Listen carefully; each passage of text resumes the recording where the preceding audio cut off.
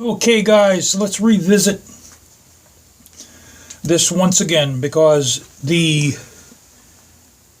top fork and the bottom fork, I may have had them in the wrong place on the past video. Believe it or not, this fork here and that shift fork, or excuse me, the top one and the bottom one, they're not interchangeable. I'm not sure if I had the bottom one in the top and the bottom, so that's why I'm making this video. The middle one can only go in one way. Okay? As you see, these spin really nice. Right now it's in neutral. Okay? Now, this is your shifter dog. It goes in here. Then when you hit your shift lever with your foot, it'll turn it like this. And what these do is these move your shift drum. These little pegs here, it'll move it. So it'll go up like that, it'll move that.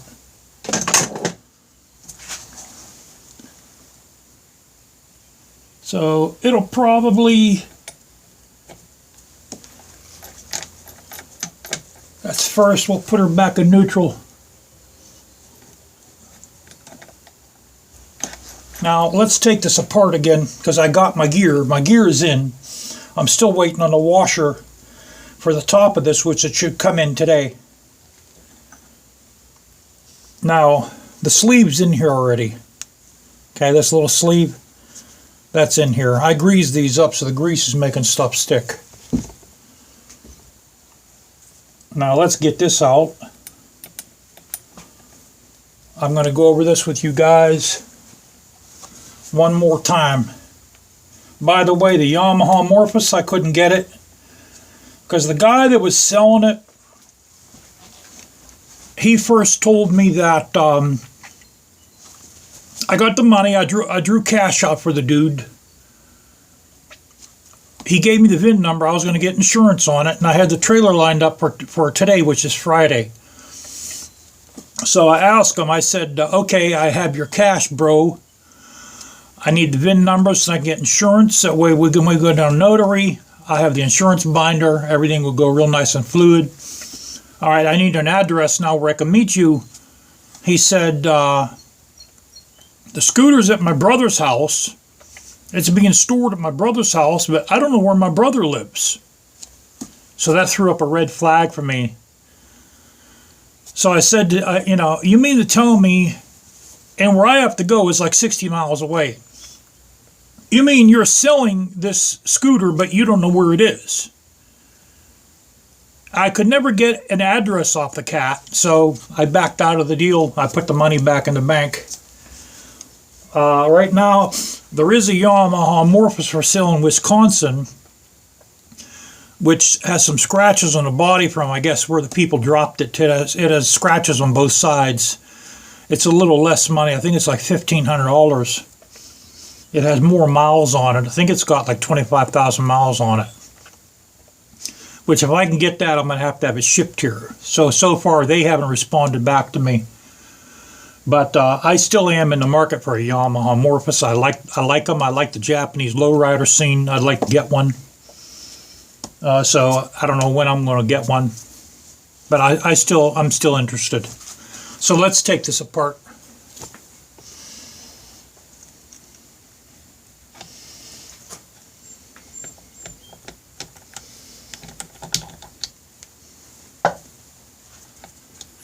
Okay, this one here we'll put on here so we don't get them mixed up.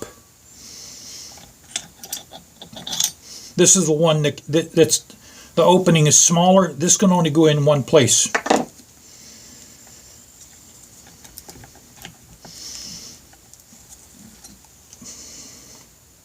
This is the middle one. We'll put that in the middle of our bench. Now you guys seen how these go in. Okay, we got this figured out. This is your shift drum. I greased the bottom of that up. That's your neutral indicator, which is wired up on the stator side. So this, like I told you guys, this can only go in one way, one place. It goes on the main shaft.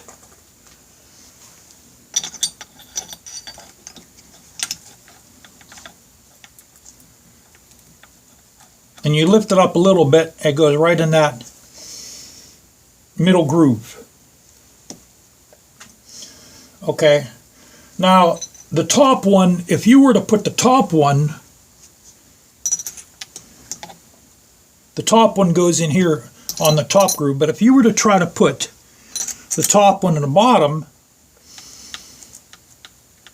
it's going to hit the middle shifter fork. So it can't go in like that. We turn it around, try to put them in like that, it just isn't going in right. It's still hitting it. So that has to go on top. So we'll take that one there. See, and this goes in real nice.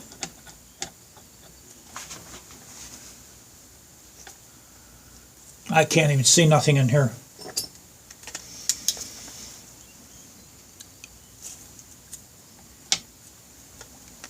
Okay.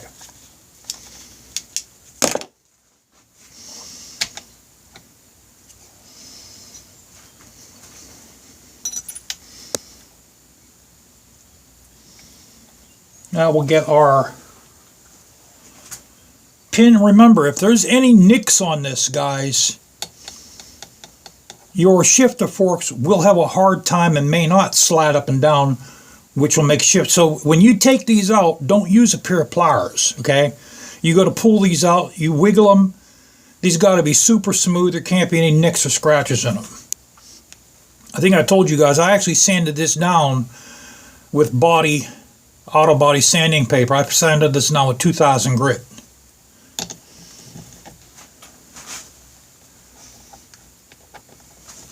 Everything is all nice and lined up. It's so greased up I can't turn it.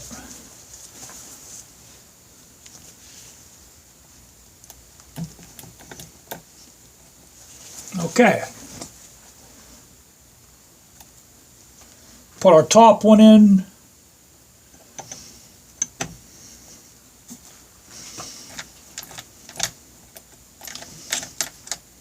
Make sure that's seated.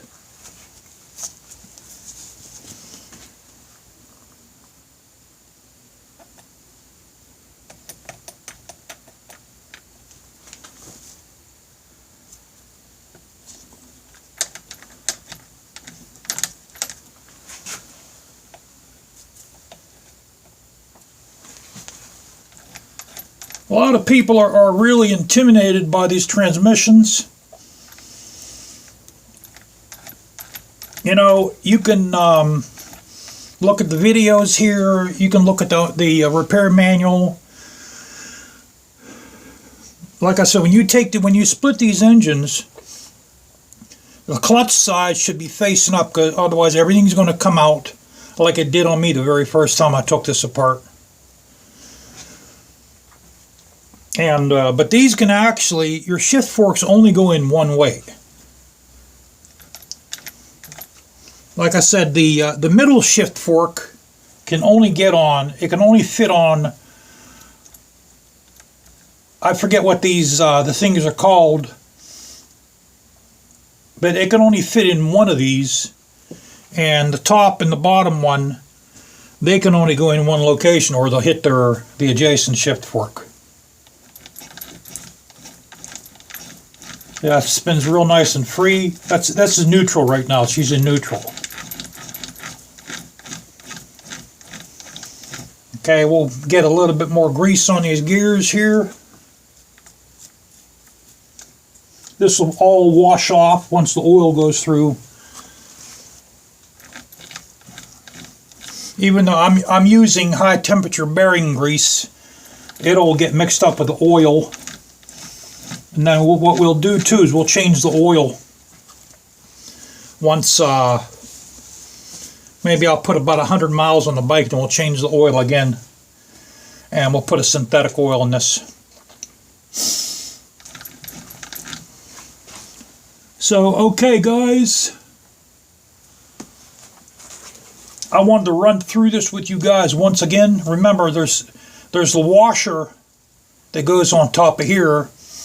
I actually lost it when I originally took this engine apart a year ago. I have no idea where it is. So, according to the pictures in the manual, there's a washer supposed to go on top of here. Okay, one last time, guys, I want to show you how it shifts. We're in neutral right now. Your shifter dog, the little fingers will hit these pegs and it'll move it. So we're going to go into first gear.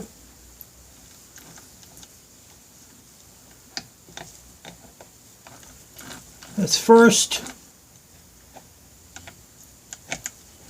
second, third, fourth, and that's fifth. Now, fifth gear, you see how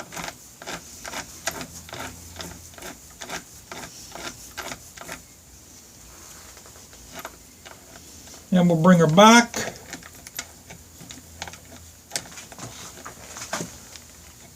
And that's in neutral. So we got the transmission figured out.